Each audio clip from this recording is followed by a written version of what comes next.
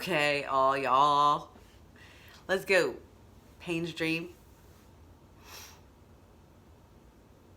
I just did a career video quick and a health video quick because my hair's done. I'll do my hair. So now I'll do, well, Pain's Dream I do every day, almost every day. So let's go. Joel Osteen calendar. No, in all these things, we are more than conquerors through him who loved us. Romans 8:37. So it says no. I would have to look that up, as in N-O. But I feel like it should be no, as in N-K-N-O-W. But maybe it's no. No, in all these things, we are more than conquerors through him who loved us. Romans 8:37. Well, let's see what Joel has to say about it. The Apostle Paul experienced all kinds of heartache. People had done unfair things to him. Others had lied about him. But he said, in spite of all these things, we are more than conquerors. That's the kind of attitude we need to have. Don't use your faith to try to get rid of all your problems. Use your faith to remain calm in the midst of your problems. Yes, I agree with that. In spite of all these things, we are more than conquerors through him who loved us. I have to see the context, the rest of that, to see what that really means. But, yeah, I mean, I hope you're not just a conqueror. That's crappy. Just a conqueror? That doesn't seem like a positive thing. This seems like a very negative thing. Anyway, next. We live by faith, not by sight. 2 Corinthians 5:7. God is constantly at work in your life. That means that although you may not be able to see it, God is arranging things in your favor. He is getting the right people lined up to come across your path. He is looking years down the road and getting everything perfectly in order, lining up solutions to your problems you haven't even considered yet. He has the right spouse for you, or maybe not spouse, because maybe you're not supposed to get married, and the right spouse for your children. Maybe they're not supposed to get married either, so maybe that not a spouse is the right spouse. Just saying, like, don't be focusing on spouse, marriage. I just personally, I don't think that's healthy. It's not your purpose in life, is not to breed. You're not a breeding machine. Your purpose in life is to be you. And if that includes having a family, then that includes having a family. But your goal in life is not to create new people. And it could be, if that's what you want, some people that's what it is. But not everybody. Anyway, that's my opinion. He has the best opportunities, the best doors he plans to open for you. God is constantly working behind the scenes in our lives. So that would be exactly in line with Abraham Hicks. He's saying God, she says the universe. Of course, in order to, her caveat is that, and kind of his too, is that your vibration has to match the things that you're trying to manifest.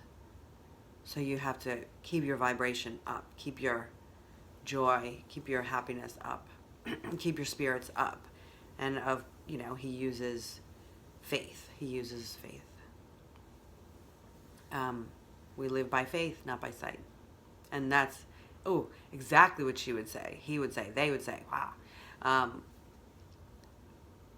What they say is Abraham Hicks says is, you focus too much on reality. Reality is the result of things other people have manifested. And you're seeing the result of that, and you're saying, this is the real. You have to imagine and keep your faith in what you want to manifest. And that's how these doors get opened.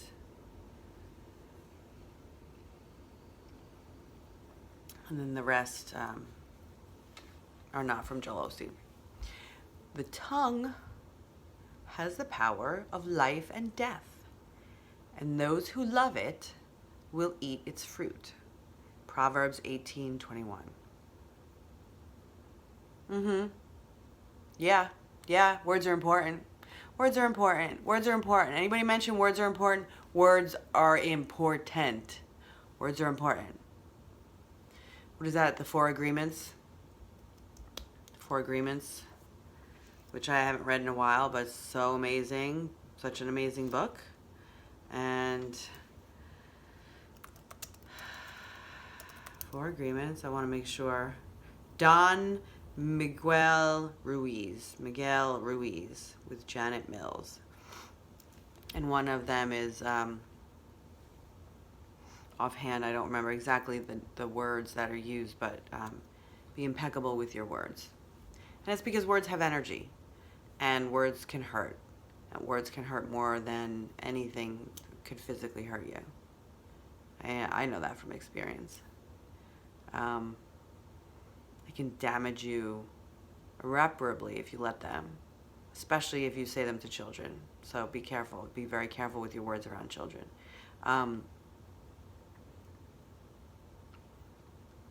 Yeah, which is why I don't understand how so many Christians can live by this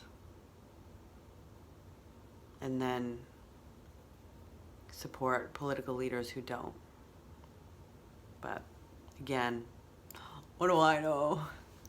I'm crazy. I'm crazy. So crazy. Next, one of the best ways that we can improve our self-image is with our words. This may be actually Joel Osteen also. It looks like the same typing. So I'm going to attribute it to him because I don't want to misquote. One of the best ways that we can improve our self-image is with our words. Words are like seeds. They have creative power. It says in Isaiah that we will eat the fruit of our words. That's amazing when you stop to consider that truth. Our words tend to produce what we're saying. Oh, come on. The scripture says that with our tongue, we can either bless our life or we can curse our life. How do people not see the connections? How do people not see the connections? This is not Christianity versus spirituality. This is not this religion versus that. This is not atheism versus this. It's all the same thing. It's all the same thing. We just say different words. Get mad at me if you want. I don't care. That's my opinion. But it's true. You don't have to believe it for it to be true. Just saying. This got me through 6 months of hell in the army. I can do everything, although I didn't say it this way, but I can do everything through him who gives me strength. Philippians 4:13. What did I say? I said, I can do all things through Christ who strengthens me. I don't know where I got that exact quote from. Maybe it's a different version of the Bible, but wow. Yeah, if you keep saying that every day, you don't have to believe it. Eventually, it's gonna soak into your cells, and you're gonna be stronger, and you're gonna feel better. So who cares if you believe it or not if it works? Then back to A Year of Rumi, translated by Andrew Harvey. Lesson 33, Resurrection. It is the time of resurrection, the time of eternity. It is the time of generosity, the sea of lavish splendor. The treasure of gifts has come. Its shining has flamed out. See, the rose garden of love is rising from the world's agony. Jalaluddin Rumi. Yeah, that gives me chills. Because, see, the rose garden of love is rising from the world's agony. It's so true. And I'm sorry if you're going through pain. It sucks. But I promise someday you'll be better for it. If you do the right thing. I mean, you can also just do drugs and drink, and I know people who've done that too, and that's shitty. Because then other people have to go through the agony. But, you know, if you're in that much pain, I can understand too. You just want to get out. It's one way to do it.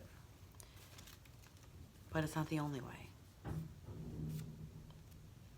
Just wait. It'll get better. Yeah. All right. I need to raise my vibration. Stop. Peace out.